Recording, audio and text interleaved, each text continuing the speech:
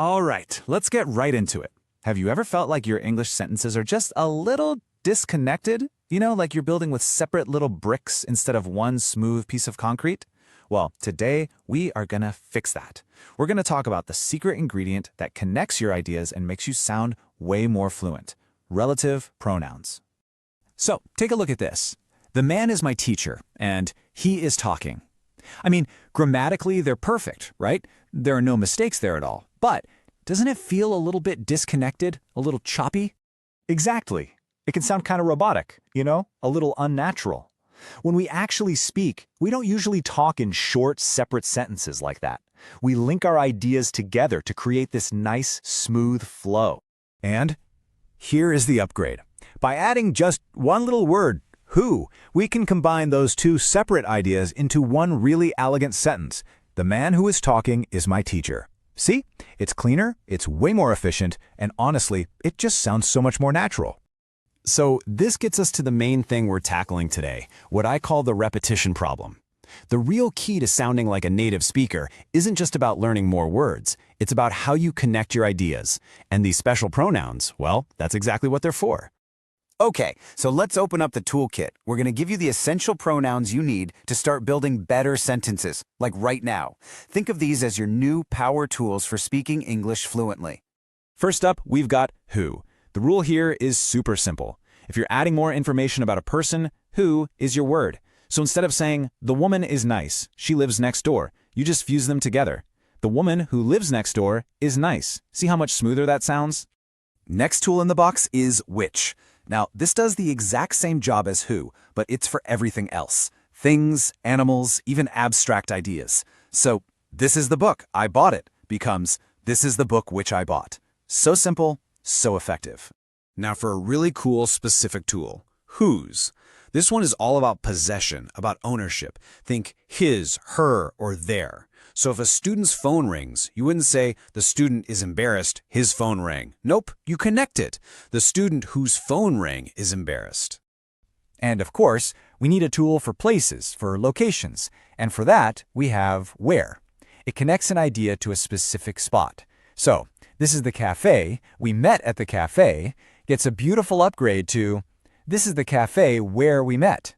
Okay, so you've got the main tools down. Now let me tell you about a little shortcut that you're going to hear absolutely everywhere in everyday English. It's the super common, super versatile pronoun, that.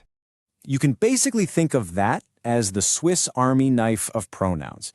It can step in for who when you're talking about people, and it can replace which when you're talking about things. And honestly, while who and which are totally correct, in just a casual chat, you're much more likely to hear someone say, the girl that called, or the movie that we watched. It's just your everyday all-purpose connector. All right, you ready to level up? Because now we're getting into the details that make a huge difference. Let's talk about commas. Seriously, knowing this one simple rule is what separates good English from really great fluent English. This is a total pro move. So here's the deal. If the information you're adding is essential, like you need it to know who or what we're talking about, then you don't use any commas. In the student who studies hard, that little bit of info is critical. It tells us which student we're talking about. But if the information is just some extra bonus detail, you wrap it in commas. We already know who my brother is, so the fact that he lives in Spain is just a little interesting side note. And for our final pro tip, this is something that will make your English sound even more natural, even more native. Sometimes you can just drop the pronoun completely. Just get rid of it. Okay, so what's the trick? Well, you can only drop the pronoun when it's the object of that little phrase. So in the book that I read, I is the person doing the action, and book is the object being read. That means you can say the book I read. Easy. But in the man who is talking, the man is the subject. He's the one doing the talking. In that case, you absolutely cannot drop the who. Whew, okay. That was a lot, I know, but you've totally got this. Let's wrap things up with a quick little fluency boost. Think of it as your cheat sheet to remember everything we just went over. And there it is, all in one spot. Who is for people, which is for things. That is your common, everyday replacement for both of them. Whose is for possession, and where is for places. That's it. That's your core toolkit. When it comes right down to it, this is the whole point.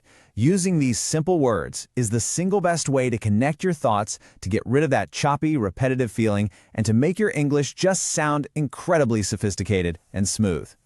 So here's my challenge for you. Start listening for these words everywhere.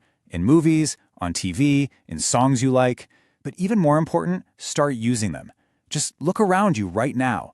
What two simple ideas can you connect? Go on. What two sentences will you combine first?